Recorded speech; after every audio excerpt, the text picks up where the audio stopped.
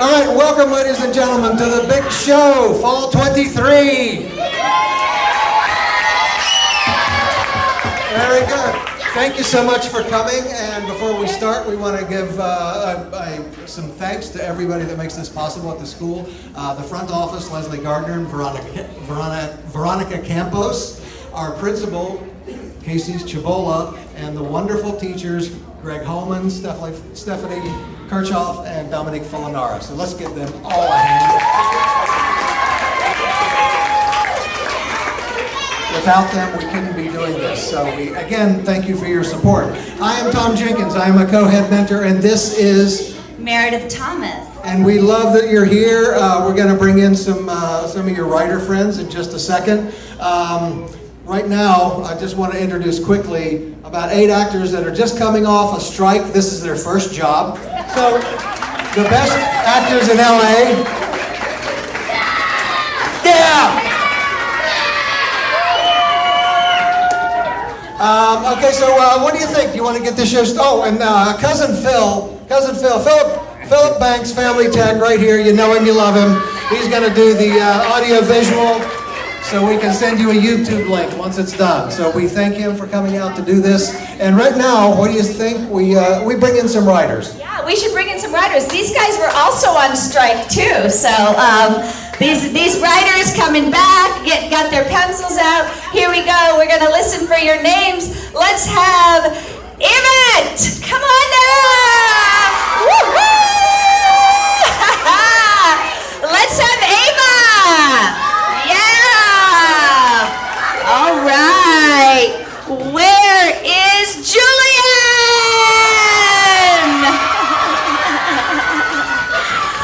Where is Fatma? Yeah! All right, and we have Aria. Woo! Let's hear it for Harley.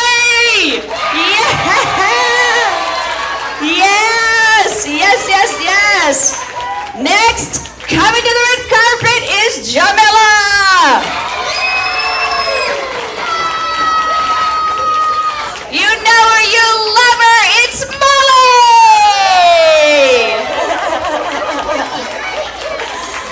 All right, and we have Christopher.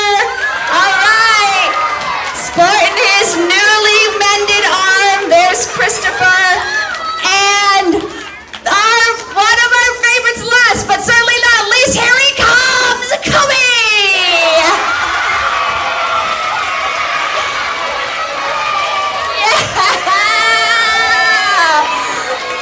Ladies and gentlemen, these are your young storytellers.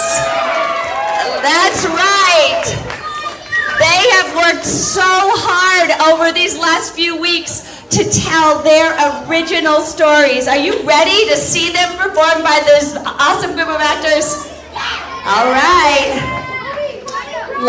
Should we get our first team up here? There's a whole lot of 17s in here. Come on up. Come on up, 17. Get the center of the stage.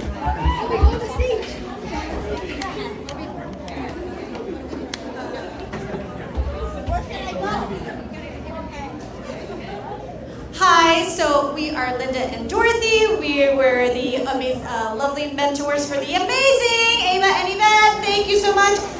We wanted to know what did you think of the Young Storytellers program? What were your thoughts? It was really good. I really liked it.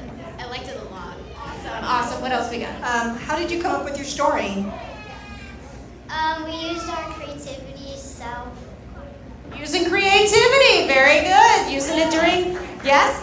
We winged it. Yeah. Winging it. All right. So let's have them introduce their story.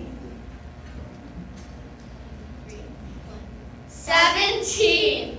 The 17th rescue Of the 17th princess. on the 17th day Of the 17th year.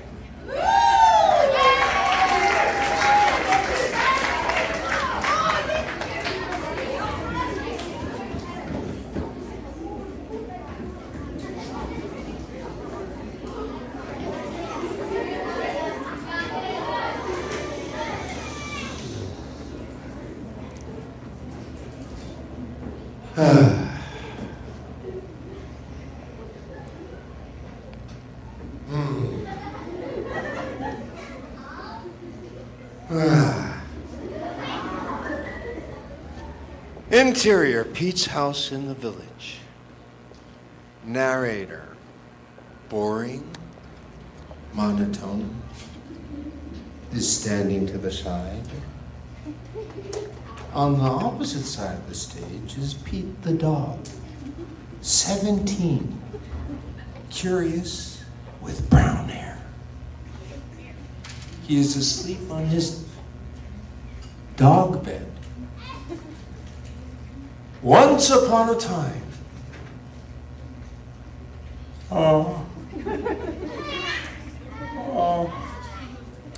there was someone named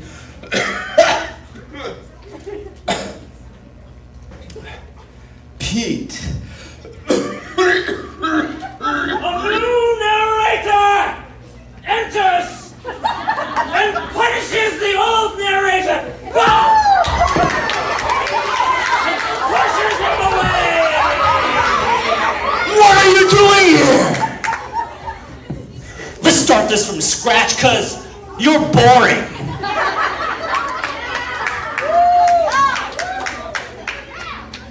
Once upon a time, there was a man named Pete the dog. Ow! He wasn't actually a dog. That was just his last name. Pete snores loudly and then wakes up abruptly, sitting up. I want to get married today. But first, I must find the 17th princess. I shall go to the castle and find her. Pete runs to the castle on his 4 legs, too.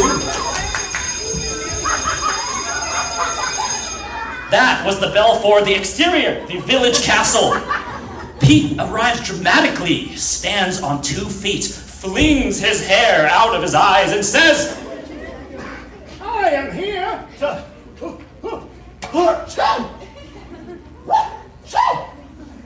Oh no! My allergies! I forgot that there's pollen here. And my allergies keep reacting. Pete sneezes 17 times, hopping on all 4s in a circle.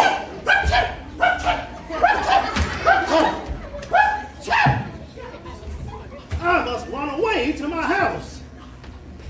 Interior, Princess Bertha's chambers. Bertha, 17, long nails and sassy, is talking to her stuffed animals. At the castle on the 1st floor is Bertha's room. Oh, I wish someone would come marry me so we could ride away from the pollen that has trapped me in this ironic castle. Yes, Queen,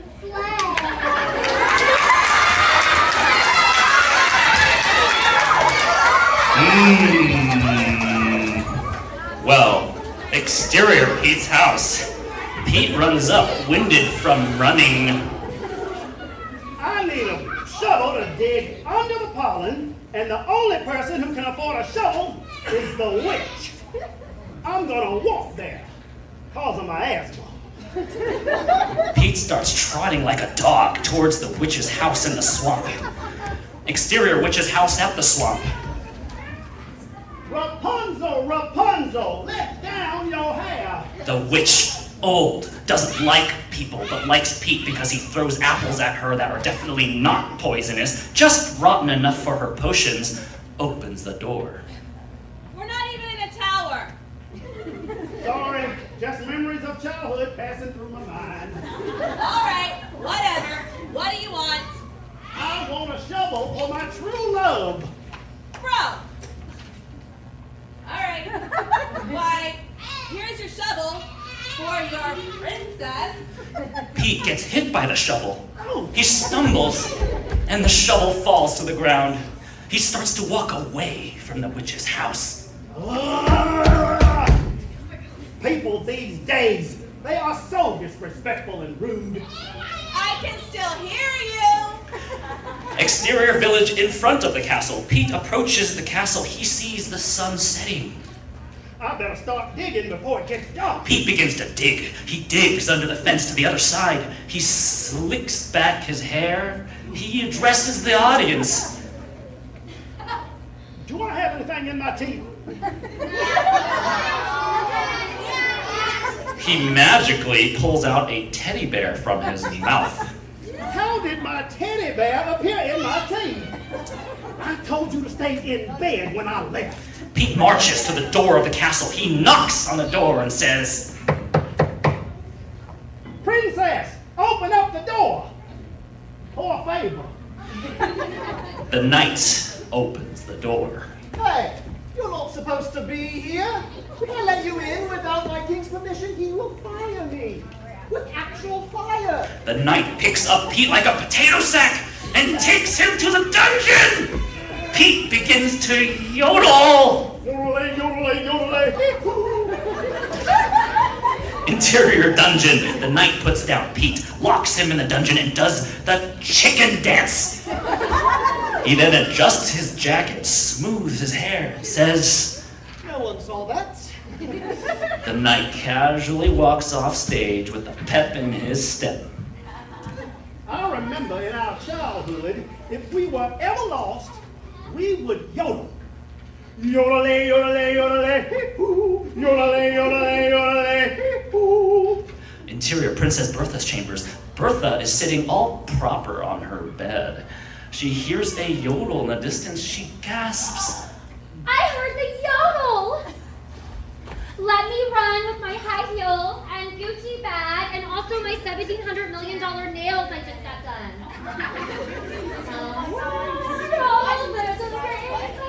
Bertha runs down the stairs with her heels noisily click-clacking and nails held high. Interior dungeon. Bertha arrives in the dungeon in front of Pete's cell. Don't worry, Pete. I'm here to save you. I'll pick the lock with my nails. Bertha picks the lock and opens the gate slowly. She sighs and looks at Pete lovingly. Then, out of nowhere, the king, who happens to have also been the old narrator, appears. Everyone gasps. Coral, you're not supposed to be here. Get off the stage. No! This is my part! I'm the king! Now be quiet before I throw you. With the 17 alligators. Wink, wink. Pete takes the princess's hand and leads her up the stairs. I've been waiting to do this for 17 years. Pete and Bertha run past the king and out of the dungeon. The king falls over. Pete is out of breath. At each step, he gets to the front door of the castle. Interior castle. Pete, still holding Bertha's hand, gets to the front door and opens it, revealing the knight, arms crossed. I just came back from Del Taco. What do you want? Pete and Bertha look at each other, then run past the knight into the sunset. Oh, too full of beans to chase them. Exterior Pete's house. Pete and Bertha arrive. Pete turns to Bertha. Will you? You're not on one knee. Pete kneels. Will you marry me? One second. I mean, it's not 24 karat gold, but yes, They try to high-five but fall to the ground. The new narrator enters. 5 years later, they had a baby. Yeah. And they called it the 18th.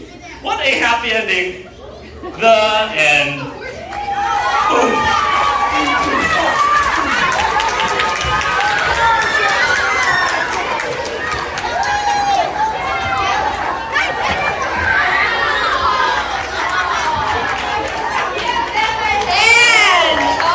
Goodness, and mentored by our amazing Dorothy and Linda. Well done. Okay, here we are going to keep it moving. Next is Joe and the food fight. And we got Chris We got Christopher. We switched things up. We got Christopher. Oh. Oh, I'm so sorry. There was the wrong arrow here. I'm going to blame this on my co-head mentor. It's Tom. It's the 5 Spy. It's the 5. See, look at all my actors. They pivot. It is called the 5 Spy. Mentored by the awesome Savannah. We got Julian and Fatma. Come on up.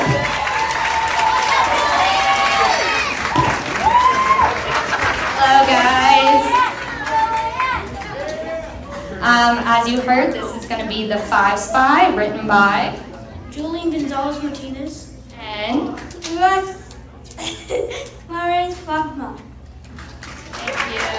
And Fatma, can you tell me your favorite part of Young Storytellers? It's called Follow What was your What were you telling me earlier? to the beach. Play with friends. Yeah, she enjoyed working with her friends. And Julian, what was your favorite part? My favorite part was making the story. Making the story. Is there a specific part of making the story that you enjoyed the most? No, there isn't. Just the whole thing? Okay. All right, well, do you want to tell us the tagline of our story? Story called The Dust.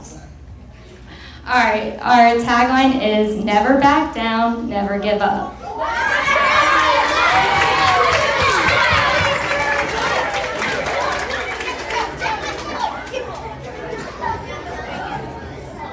Thank you.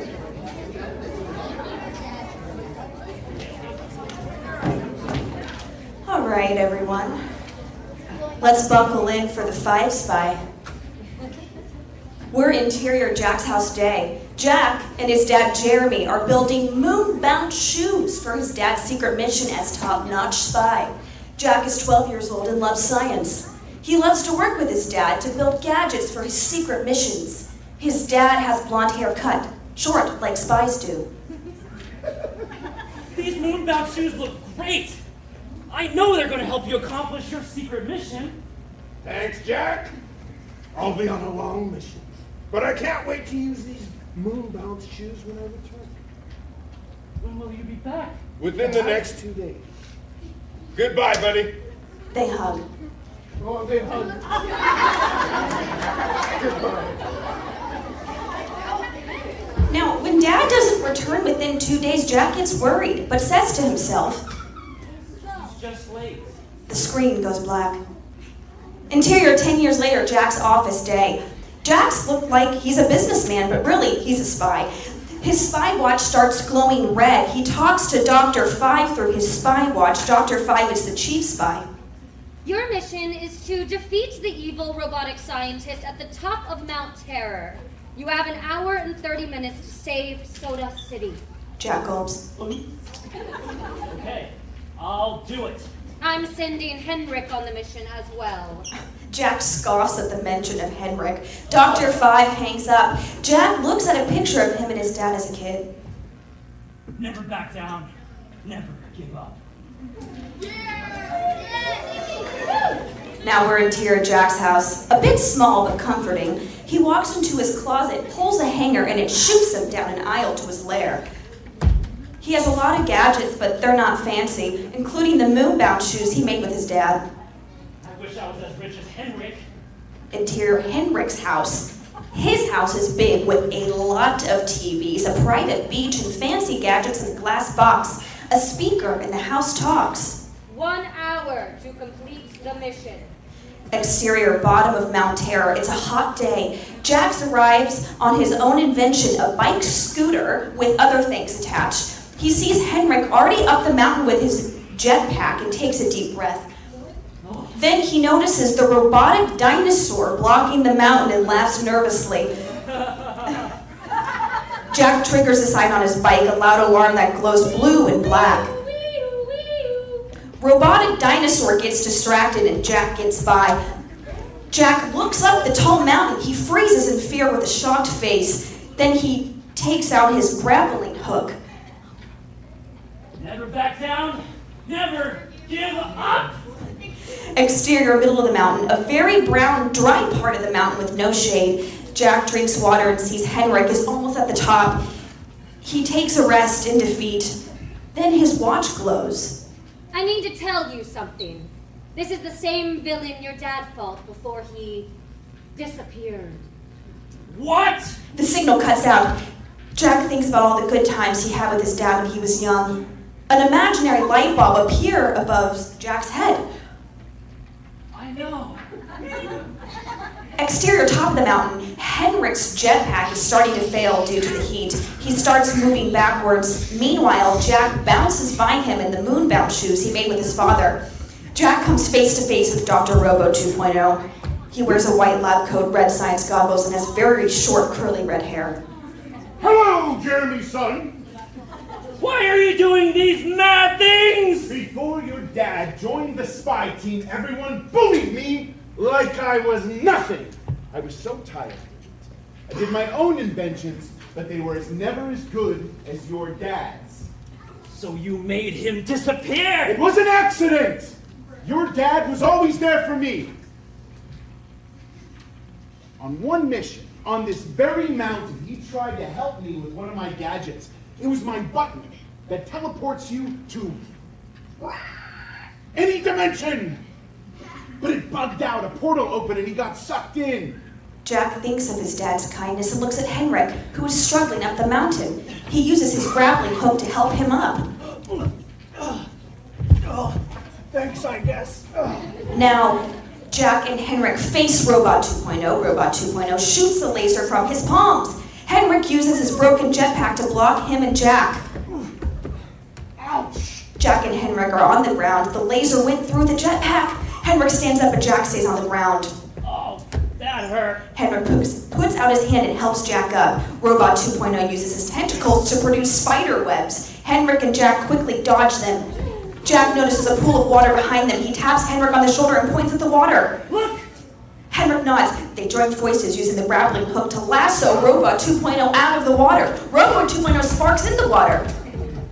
Before he dies, he whispers, Don't worry. I always come back.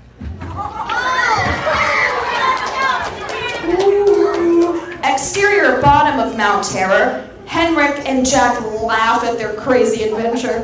They hug then ride on his bike scooter away from Mount Terror. We are now interior spy base. Dr. Five sits in a swivel chair behind a desk with the 5 logo on it.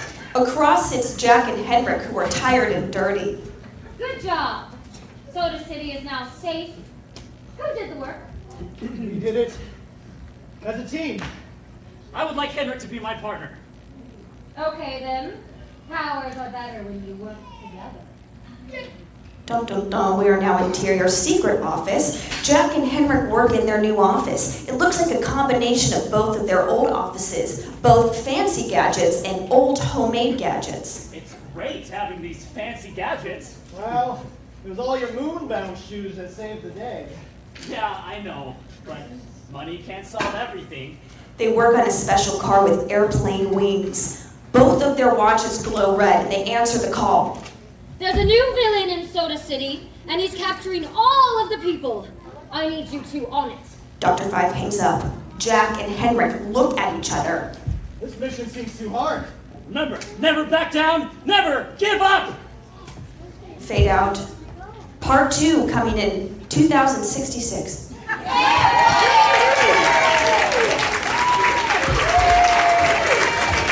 All right, let's bring them back. Amazing. That was Julian and Fatma, mentored by our awesome Savannah. Well done, you guys. Okay, let's keep it moving, shall we? Next, we have Harlem Theater Chaos. All right, come on up, Aria and Harley, mentored by our amazing Jenna.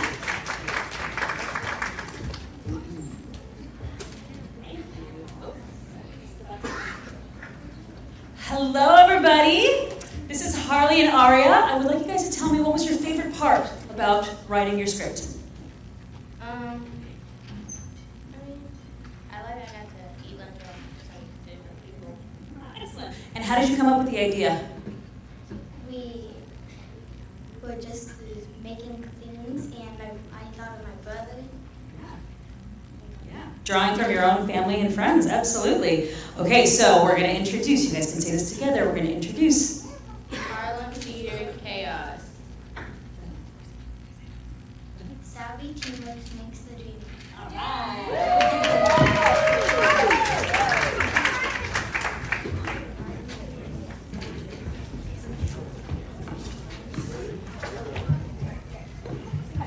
Interior, AHC Harlem Theater Break Room Day.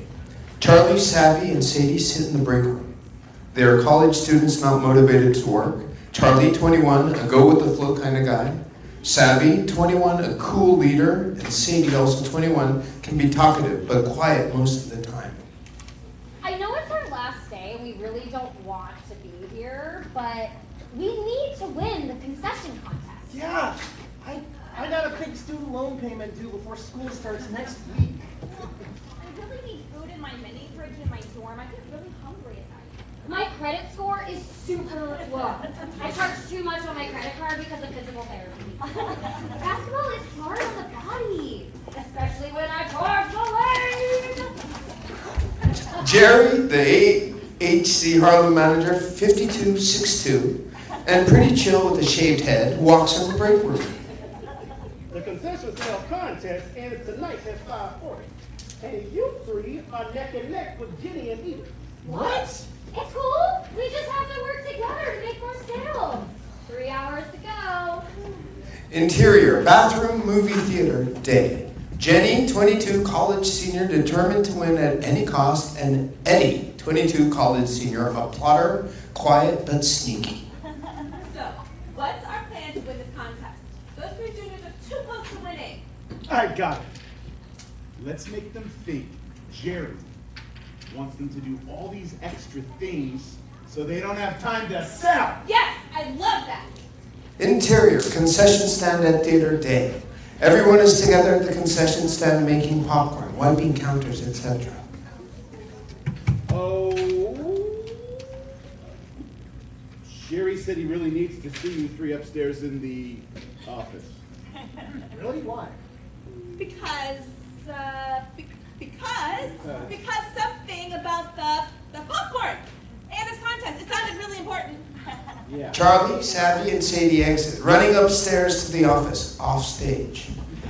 Jenny and Eddie high-five each other. Jerry enters. Hey, where are Charlie, Savvy, and Sadie? I thought they'd be here selling away. I have no idea. Jerry exits as Charlie, Savvy, and Sadie enter from the other side.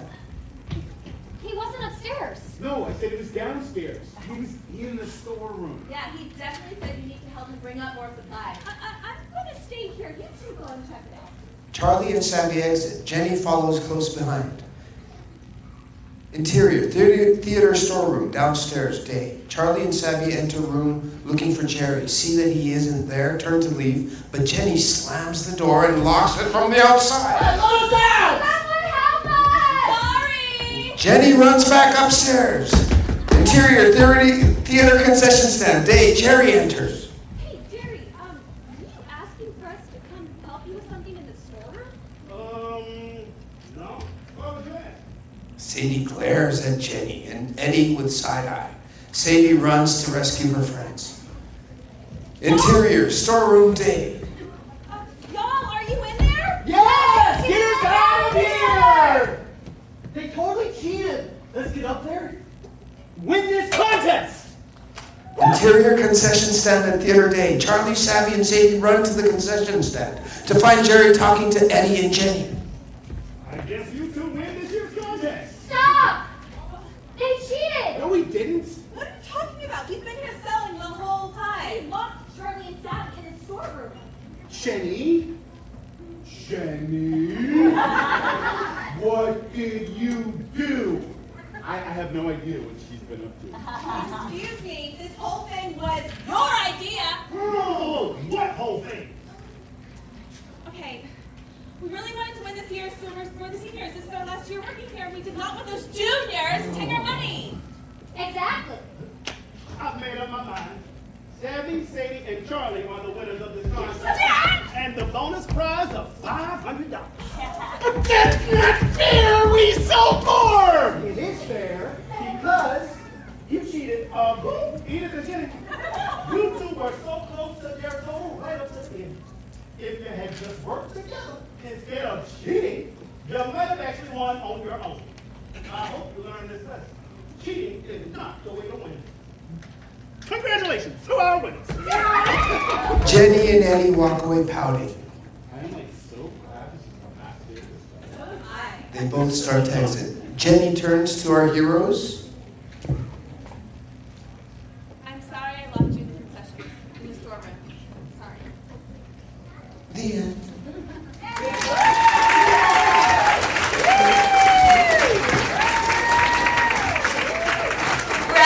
Right, Harlem Theater Chaos. All right, Aria and Harley, mentored by Jenna. Great job, you guys. Actors and young storytellers, listen up. We're going to do another quick little change. We are moving on now to Joe and the food fight.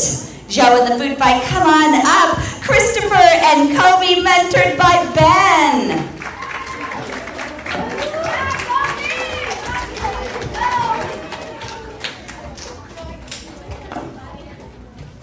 Welcome. This is Joe in the food fight. Christopher, what was your favorite part about Young Storytellers? My favorite part about Young Storytellers was getting to make the script and having the actors perform it, which hasn't happened yet, but... That's a great answer. Kobe, who's your favorite character that you're excited to see? The gingerbread man. And what's our tagline? Our tagline is, you're alone at night in a supermarket in Culver City. You don't know what's waiting for you.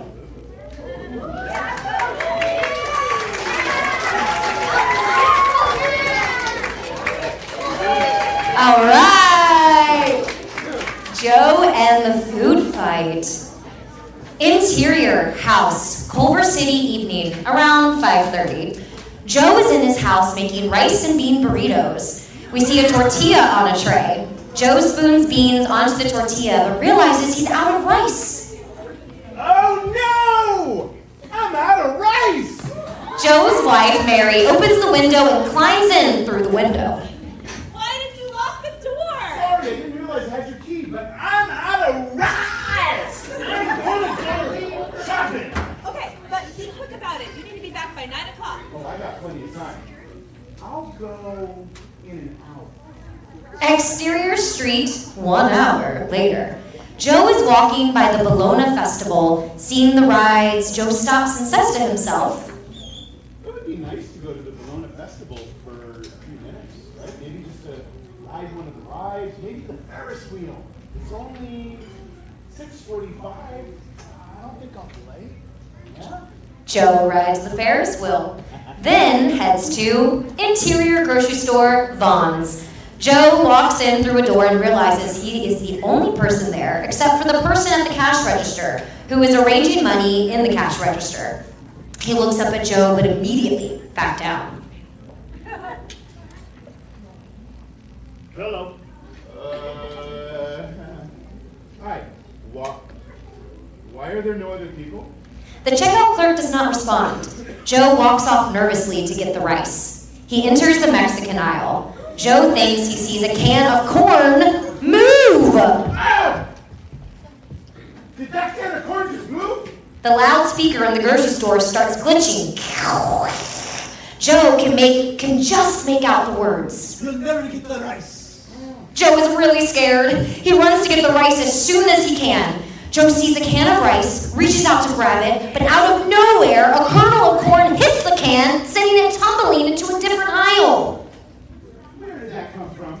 Beans, on a shelf nearby, yells out. It came from the evil can of corn. Get out, wife! Save yourself! Suddenly, Joe hears Beans spilling onto the ground. Are you still alive? Can everything in here talk? The store becomes eerily silent. You are at the point of no return. You will not get the rice. Joe looks around and sees no exits. Suddenly, a cloud of corn kernels swirl around Joe. Joe can't see. He's surrounded. On page 3, Joe says... On page 3. Yes. I am in the sky. When the corn kernels fall, he discovers he has been teleported to a beach. But instead of sand, there's corn kernels. Exterior corn beach. Joe looks around, but doesn't see anyone. Where am I? You're at the corn beach. Joe looks to where the sound is coming from and sees a throne with a milk carton next to it. And a can of corn is sitting on the throne. There are also popcorn machines next to the throne that are big enough for Joe to walk into. Surrender and walk into the popcorn machine. Never! The milk carton opens up its top and runs after Joe, trying to eat Joe, but Joe runs out of the way. Suddenly, a gingerbread man comes out from under the corn kernel sand and drinks some of the milk from the carton. Then the milk carton sinks into the sand. I'm here to save the day! That makes me happy! But what do we do to defeat the evil can of corn? You can never defeat me. The gingerbread man reaches down into the sand. What's this? Beans? He pulls a can of beans from the sand. What are we going to do with those? I've got an idea. But before he can say his idea, the can of corn throws a corn kernel at Joe and the gingerbread man that hits the ground. But then 10 corn kernels erupt from the ground and hit the bean can, sending the can of beans and the gingerbread man propelling into the sky. Now you're alone. Surrender into my popcorn jail, or I will send you back with no rice. A storm cloud appears on the horizon. When the storm reaches here, all the corn kernels on the beach will come alive and eat all the rice in Culver City. How do I stop the corn? You'll never find out. The storm is approaching. Thunder and lightning are striking the corn kernels only a mile away. Joe hears laughter of corn coming alive. You only have 5 more minutes. As Joe is standing on the beach, paralyzed with fear, he looks up and spots beans in the sky. He hears faint noises from the sky saying, Beans. What do you mean? Who said that? Put the bean in his head. The beans are nearing the ground. Joe runs over to where the beans are and catches the beans. The can of corn chases after him, but in the process, beans fall into his head. At first, nothing happens. You only have 1 more minute. But then, the can of corn notices the beans in his head. How did this happen? My corn will rot! Every corn kernel on the beach starts screaming overwhelmingly, Joe and the can of corn. And miraculously, the storm has stopped. Suddenly, Joe's vision goes black. 3 seconds later, he can see again. Interior house, Culver City, evening, 9:30. Joe sees that he is back in his house with his unmade burrito on the counter and 5 cans of rice next to it. Mary is on the couch worriedly texting Joe. Hi. What are you doing? I told you to be back by 9. Oh, I'm sorry. All right. Well, I'm gonna make you go to bed, and you can make yourself a burrito. Next time, try to come back earlier. But The end.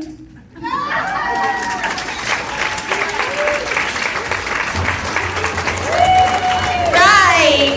Christopher and Kobe, mentored by Ben. That was amazing. Hey, I'm getting hungry. How about you guys? That made me hungry. All right, well, if you're hungry, wait for this one. Last but very not least, of course, we have Perseverance for Pasta. And this is written by Jamila and Molly and mentored by Les. All right, so Jamila, what was your favorite part of Young Storyteller? Writing stories. And what was it like for you to make up your own story and bring it here? It was pretty cool getting to, I don't know. All right, cool. So the title is Perseverance for Pasta, and what is the tagline? England. And a lot of pasta.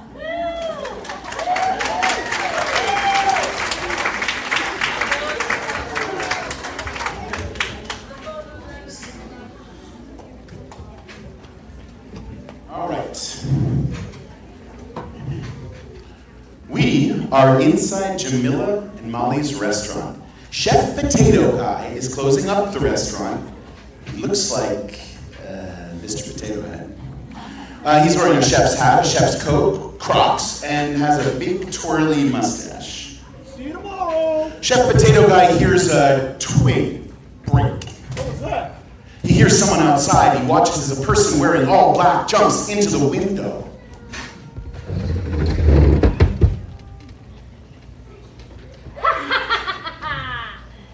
I got into the restaurant. No one is going to stop me now. The big bad burglar is holding a black bag. He pulls matches out of the bag. The big bad burglar lights the match and puts it on the stove. The stove lights up. He watched as the restaurant burned to smithereens.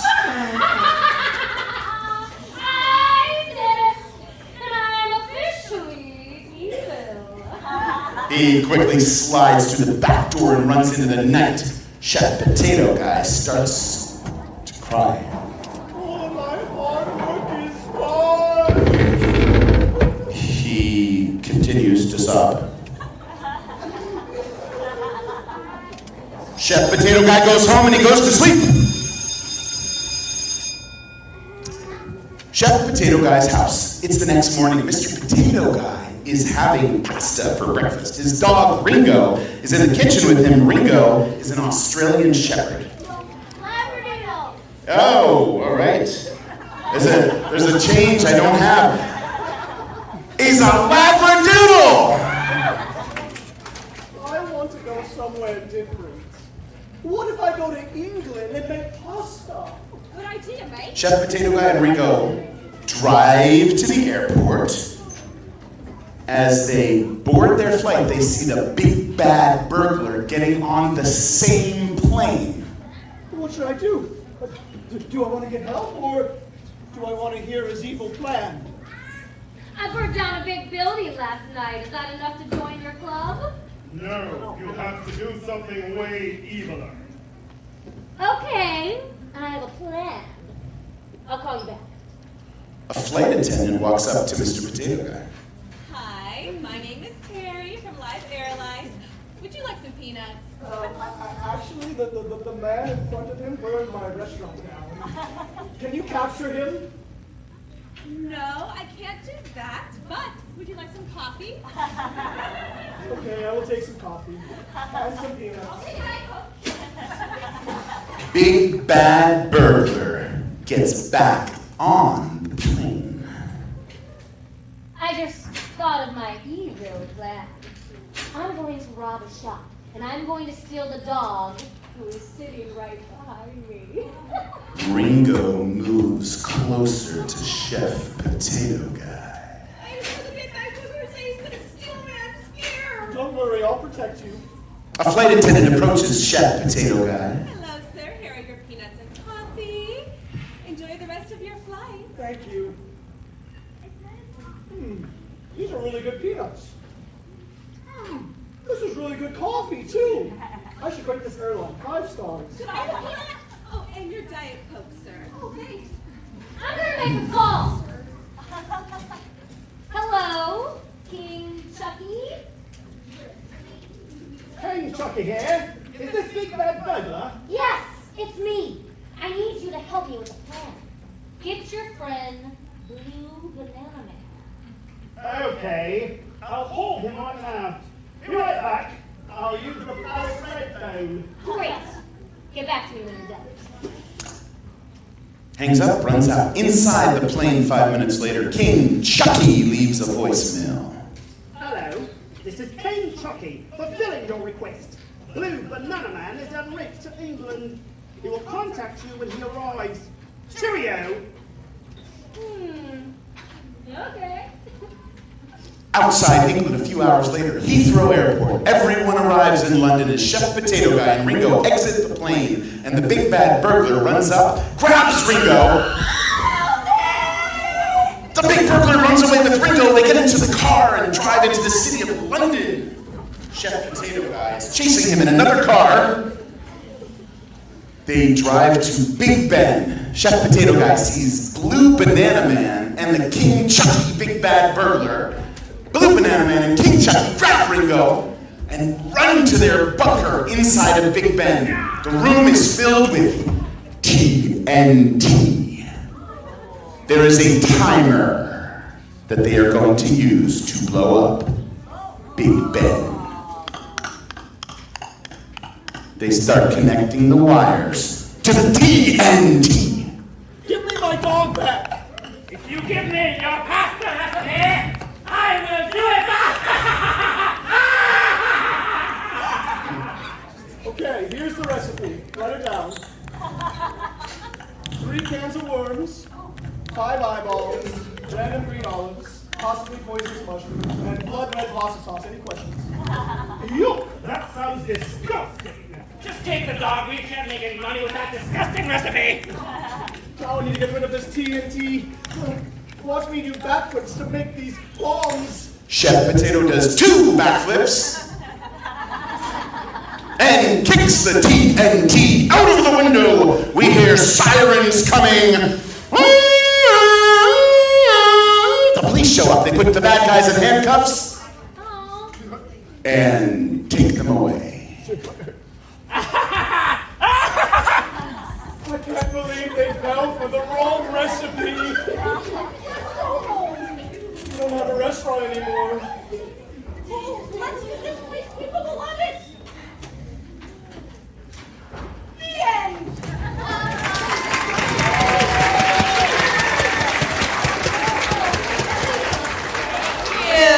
Oh my goodness, thank you, mentored by Les. That was Jamila and Molly. All of our young storytellers, come up here. Let's give a nice big round of applause, and our young storytellers, back for your audience. How awesome was your audience today? Amazing. Thank you guys so much for coming and supporting these awesome writers and being such a fantastic audience. Can we give a nice big round of applause for our amazing actors? One more round of applause for your grown-ups who let you come here today and be in this show. My co-head mentor, Tom Jenkins, and your amazing administrators and school teachers.